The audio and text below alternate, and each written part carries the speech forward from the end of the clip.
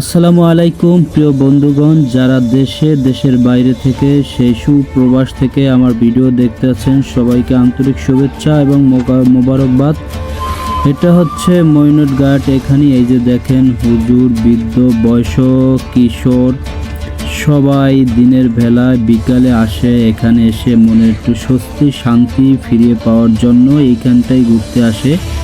জায়গা এইটুকুর ভিতরেই মানুষ ঘুরতে আসা। বিকালে এসে ফুচকা, চা, কফি এটাই খাওয়া। হুজুররা এসেছে, আরও অনেক লোকজন এসেছে, এখানেই আসে। তবে এখানে রাস্তাটা যদি আরেকটু উন্নত করা হতো তাহলে বেশ ভালো হতো। রাস্তাটা খুব ধুল উঠছে, এর জন্য খুব বিকালে অনেক গাড়ি চলাচল করে, যে কারণে ধুল ওড়ে অনেক মানুষের শ্বাস প্রশ্বাসের সমস্যা হতে পারে।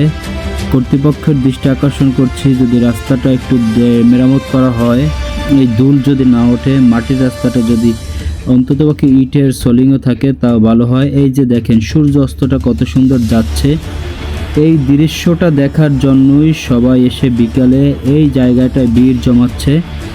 দেখতে পাচ্ছেন কত সুন্দর সূর্যটা দৃশ্য, এই যে ডুবে যাচ্ছে আস্তে আস্তে করে সেই সূর্য।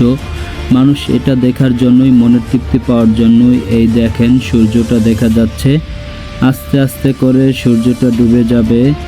এটা দেখার জন্যই মানুষ এখানে প্রতিদিন আপনার এসে এখানে ভিড় জমায় সূর্য অস্ত দেখার জন্য। মানুষ কুয়াকাটা, কক্সবাজার সব জায়গাতেই যায় এই সূর্য উদয় এবং সূর্য অস্ত দুইটা দেখার জন্য। এখানে মানুষ যারা অল্পর ভিতরে সুখ চায় বা দেখতে চায় বা ভ্রমণ বা একটু মনের তৃপ্তি পাওয়ার জন্য এখানে আসে, যে সেই কুয়াকাটা সেই কক্সবাজার নয়, এখানে এসে তারা এই সূর্য অস্ত যাওয়ার স্বাদটা গ্রহণ করবে। আসলে এসে ঠিকই সেই রকমই এখানে একটা স্বাদ পাওয়া যাচ্ছে, ওই যে সূর্যটা আস্তে আস্তে ডুবে যাবে সেই দৃশ্যটাই দেখার জন্য। এবং খুব ভালো একটি পরিবেশ, ভালো একটি জায়গা, ভালো একটি সময়। তবে এখানকার যদি এখানে যে চটটা রয়েছে, এই চটটা খুব ময়লা, পলিথিন, ঘাস, আসা অনেক আবর্জনা, যদি এটা একটু পরিষ্কার করা হয়, পর্যটকদের জন্য একটু গোসল করার ব্যবস্থা হয়, তাহলে আরও সুন্দর হবে, আরও লোকজন আসবে আমার মনে হচ্ছে। এবং রাস্তাটা ক্লিয়ার নয়, রাস্তাটা অনেক ধুল বালি। এখানে একটা রাস্তা করা দরকার, কিছু গাছ লাগানো দরকার, যেটা গাছ আপনার মানুষ বসতে পারবে, বসার জন্য অনেক করা দরকার, অনেক বসার জন্য টুল বা এসব থাকা দরকার। এই যে রাস্তাটা দেখতে পাচ্ছেন কি ধুল, মাটির রাস্তা, অনেক ধুল হয়। তো এটা যদি একটু মেরামত করা যায়, ইটের সোলিং করা যায় তাও ভালো হয়। মানুষ এটার জন্য এখানে একটু বসার জায়গা করলে আরও লোকজন আসবে, আরও ভালো লাগবে। এটা আসলে একটা সুন্দর একটি ভালো একটা জায়গা। যাক, অসংখ্য ধন্যবাদ আমার ভিডিও দেখার জন্য। দেখতে থাকেন আমার ভিডিও। ভাই আপনি কিসের ছবি উঠাইতেছেন ভাই?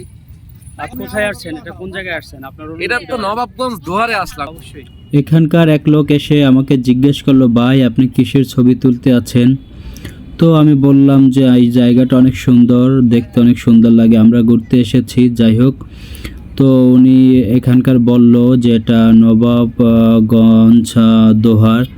এখানে দেখেন কোনো কিছু ছাড়াই আসলে ভালো। তবে এখানকার যদি আরেকটু পরিবেশটা উন্নত করা যেত খুবই ভালো লাগতো। সবাই বিকালবেলা মনের তৃপ্তি, একটা ফ্রেশনেসের জন্য এখানে সবাই আসে। দেখতে পাচ্ছেন আপনারা, সবাই দেখতে থাকুন ভিডিওটি।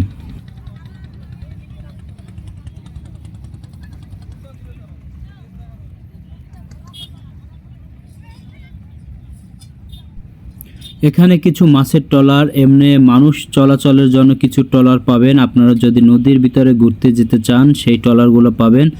এবং ওই যে ফুচকা এবং কফি টপি খাওয়ার জন্য কিছু রেস্টুরেন্ট পাবেন বসে খাওয়ার জন্য। এবং আপনারা এখানে ঘুরে ঘুরে দেখতে পারবেন, এই যে ট্রলারগুলো রাখা আছে, এখানে চাইলে আপনি নদীর ভিতরে ঘুরতে পারবেন। সূর্যটা অতি আপনার একদম নিচে নেমে এসেছে, ডুবে যাওয়ার মতো অবস্থা হয়েছে। এই যে পানির ঢেউ আসছে, সূর্য